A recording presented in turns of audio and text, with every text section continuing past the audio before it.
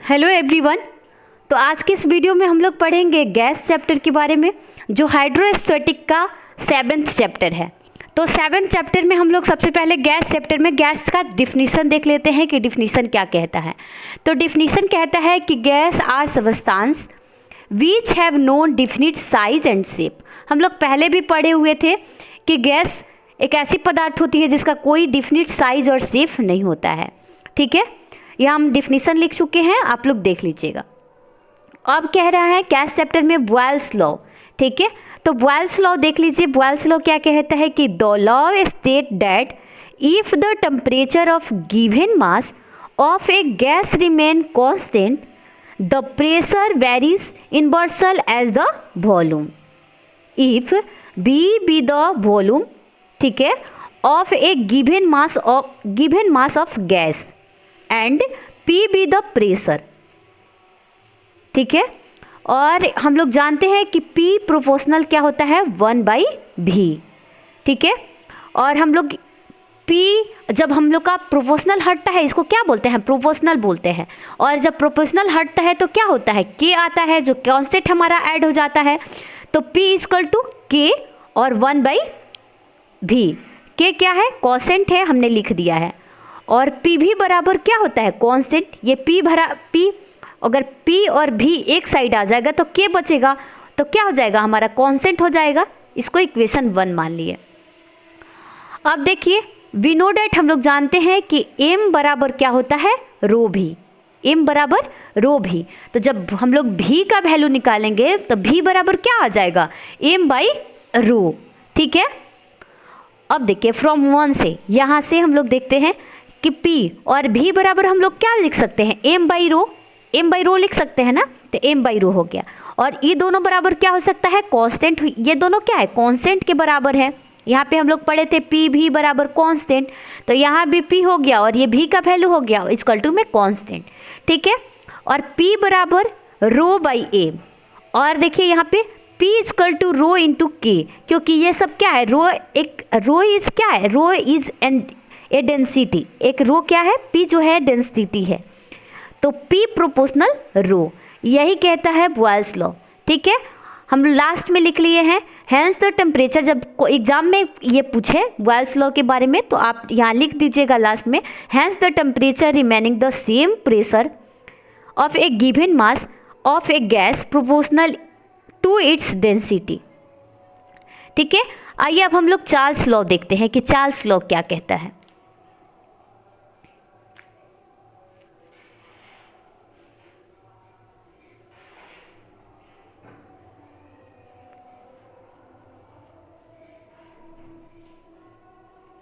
Charles law. Charles law कहता है कि द लॉ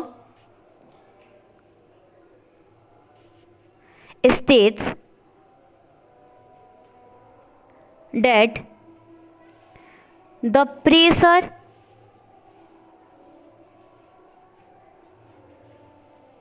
remain constant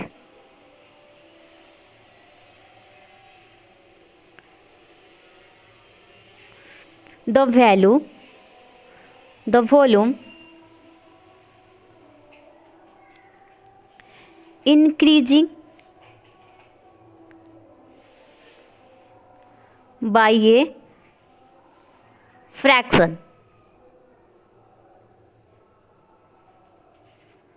1/273। ये क्या है, ये केल्विन का मान है, केल्विन है। ठीक है, of the volume at 0 degree Celsius for every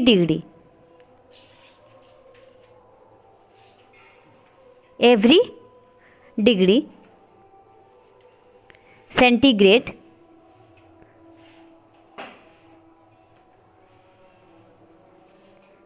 the temperature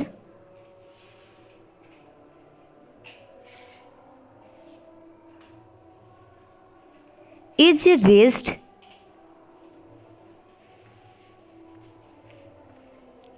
अब कह रहा है कि if V not and V denote the volume of A mass at T degree Celsius and 0 degree Celsius, तो V बराबर क्या हो जाएगा? चार्ल्स लॉ कहता है कि V इक्वल टू क्या हो सकता है? V naught plus V naught T by 273। ये क्या है? 273 एक केल्विन है। चार्ल्स लॉ कहता है कि V equal to V naught plus V naught T by 273। ये 201 बाई 273 का मतलब क्या होता है? केल्विन। अभी हमने बताया था, ठीक है। तो भी अब हम लोग क्या कर सकते हैं? इसको भी बराबर हम लोग लिख सकते हैं V नॉट, इसको कॉमन करेंगे हम। V नॉट को जब कॉमन कर लेंगे तो यहाँ हो जाएगा 1 प्लस में T बाई 273, ठीक है। और हम लोग इसको मान सकते हैं, इसको अगर हम लोग मान लेते हैं कि लेट अल्फा बराबर 273, सॉरी 100 बोल रहे थे क्या? 273, ठीक है। तो यहाँ देखिए ये क्या हो जाएगा? V बराबर V नॉट, और यहाँ पे क्या हो सकता है? अगर हम लोग इतना का मान हम लोग अल्फा मान लेते हैं, इसको अगर हम लोग अल्फा मान लेते हैं तो क्या दिक्कत है? कोई दिक्कत नहीं है, इसको अल्फा मान लेते हैं। तो यहाँ क्या हो जाएगा? 1 प्लस अल्फा टी हो जाएगा ना। ये क्या किए हैं? ये मान लिए, तो क्या हो जाएगा? टी हो जाएगा यहाँ पे, और इतना का मान हम लोग अल्फा रख लिए हैं। अब इसको इक्वेशन 2 मान लीजिए, सॉरी 1 ही मानेंगे ना, ये तो चार्ल्स लॉ है।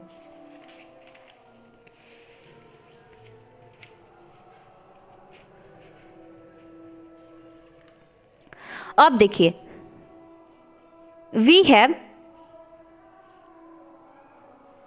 एम बराबर रो भी, हम लोग जानते हैं ऑलरेडी कि एम बराबर रो भी बराबर कांस्टेंट। हम लोग पहले ही अभी बॉयल्स लॉ में पढ़े ना कि एम बराबर रो भी इक्वल टू कांस्टेंट होता है।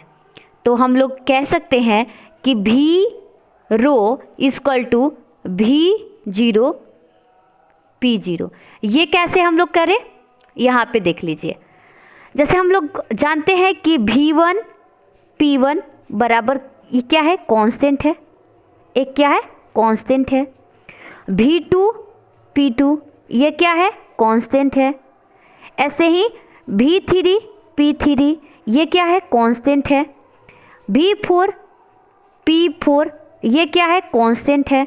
तो जब लेफ्ट हैंड साइड तो राइट हैंड साइड इक्वल हो जाएगा। जब लेफ्ट हैंड साइड इक्वल है तो राइट हैंड साइड भी क्या हो जाएगा? इक्वल हो जाएगा। तो वही हम लोग क्या मान लिए कि V rho equal to V naught rho naught, ठीक है। ये रो नॉट है, P नॉट नहीं है। अब हम लोग इसको करते हैं कि P बाई रो नॉट, ठीक है। और V इक्वल टू V बटा V not, sorry V not बटा V, क्योंकि ऐसे जाएगा तो यहाँ ये V नॉट ऊपर आएगा ना। और हम लोग इसको ऐसे भी लिख सकते हैं, ये क्या हो जाएगा? V नॉट बटा V not 1 plus alpha t, ठीक है, लिख सकते हैं ना। अब देखिए, अब हम लोग रो नॉट बराबर 1 प्लस अल्फा टी, ये कहाँ से लिखे? ये हो रही है कंफ्यूजन कि V नॉट कट गया तो क्या हो जाएगा? 1 प्लस अल्फा टी, समझ में आ रही होगी। और फिर हम लोग इसको लिख सकते हैं कि रो नॉट बटा रो बराबर 1 plus rho T alpha T, क्योंकि हम लोग क्या किए? इसको ऊपर नीचे कर दिए, यहाँ पे नॉट नहीं लगेगा, इसको बदल दिए तो ये भी क्या हो जाएगा? ऊपर चला जाएगा। तो आ जाएगा हमारा P naught equal to rho naught, sorry क्यों rho naught equal to rho 1 plus alpha t. ठीक है, अब देखिए यह हम लोग लिख सकते हैं which is the relation between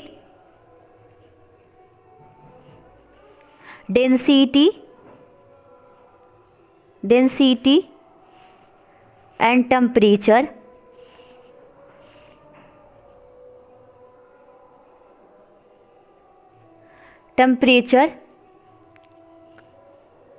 if the gas is continually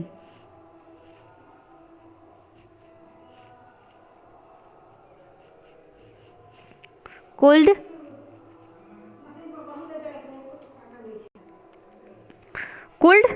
down. ठीक है, 1 plus alpha T is equal to 0, और हम लोग लिख सकते हैं alpha T is equal to -1, T equal to -1/a, मतलब अल्फा, यही अल्फा यहाँ पे ऐसे लिखती है। ठीक है, ऐसे कर दिए। अब t इक्वल टू, ये क्या हो जाएगा, अल्फा का मान हम लोग क्या जानते हैं 1/273, तो -1/273, और जब ये ऊपर जाएगा तो क्या हो जाएगा -273 डिग्री सेल्सियस। ठीक है,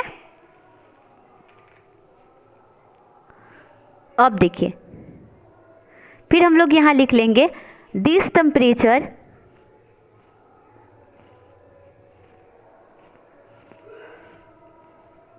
-273 degree Celsius is known as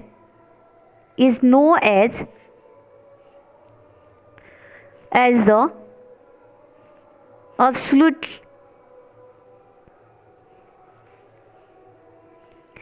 zero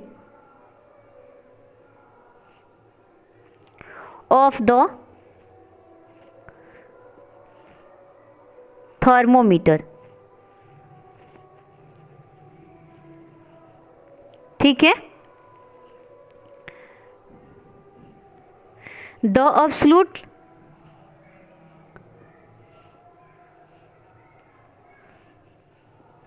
temperature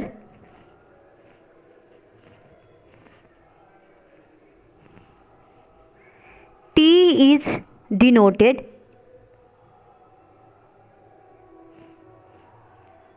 by T plus 1/a and T is equal to, sorry, और हम लोग क्या कर सकते हैं यहाँ पे लिख सकते हैं T प्लस 1/अल्फा का मतलब क्या होता है, 1/अल्फा का मतलब होता है 273। ठीक है, और फ्रॉम 1, देखिए फ्रॉम 1, फिर हम लोग क्या करते हैं, फ्रॉम 1 से हम लोग क्या जानते हैं कि V equal to V0 into 1 plus T/273।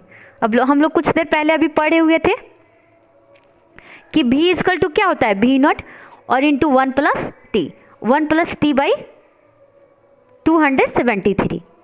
तो हम लोग ऐसे कह सकते हैं कि V0 इक्वल टू, जब हम लोग इसका फ्रैक्शन बनाएंगे तो ये क्या हो जाएगा 273 प्लस T और इसके बटे में आ जाएगा 273। ठीक है, तो V बराबर क्या हो जाएगा, यहाँ पे हम लोग क्या निकाले थे, V बराबर, यहाँ पे लिख लीजिए V बराबर क्या हो जाएगा, V इक्वल टू V0, यहाँ पे V0 था, और ये क्या हो जाएगा T/273। ये क्या है, एक ये दोनों जो दिख रहा है ये क्या है, ये इतना को हम लोग क्या लिख सकते हैं, इतना को हम लोग यहाँ पे देखिए, ये 1/3 1 बाई अगर हम लोग सिंपल रखें तो 273 क्या हो जाएगा, ये अल्फा का मान हो जाएगा। और हम लोग प्रोपोर्शनल लगा लेंगे, ई दोनों का जब हम लोग हटाएंगे तो यहाँ पे क्या हो जाएगा, भी प्रोपोर्शनल टी। ठीक है, यही हम लोगों को प्रूफ करना था। चार्ल्स लॉ यही कहता है। अब हम लोग डायरेक्ट इसको, सॉरी आप लोग को नहीं दिख रहा होगा कि हम लोग चार्ल्स लॉ में डायरेक्ट हम लोग याद करेंगे कि चार्ल्स लॉ क्या कहता है कि P प्रोपोर्शनल T, मतलब जो चार्ल्स नियम कहता है कि भी प्रोपोर्शनल T होता है। ठीक है, और बॉयल्स लॉ क्या बोला था, बॉयल्स लॉ बोला था कि P जो होता है प्रोपोर्शनल होता है रो के। ठीक है, और इसमें सबसे मेन चीज जो याद करने वाला है वो ये है, m इजकल टू पी भी, ये याद रखिएगा। v इजकल टू क्या होता है, m बाई रो। ठीक है, कल हम लोग इसी गैस चैप्टर का कुछ न्यूमेरिकल बताएंगे, कुछ न्यूमेरिकल बनाएंगे और देखेंगे कि न्यूमेरिकल में क्या क्या दिया हुआ है। ठीक है, तो अगर मेरी वीडियो अच्छी लगती है तो मेरी वीडियो को लाइक करें, शेयर करें और कम से कम अपने एक दोस्तों में शेयर करके मेरी एक छोटी सा सपोर्ट बढ़ाएं। और अगर आपको वीडियो अच्छा लगता है तो चैनल को सब्सक्राइब करें प्लीज़। धन्यवाद।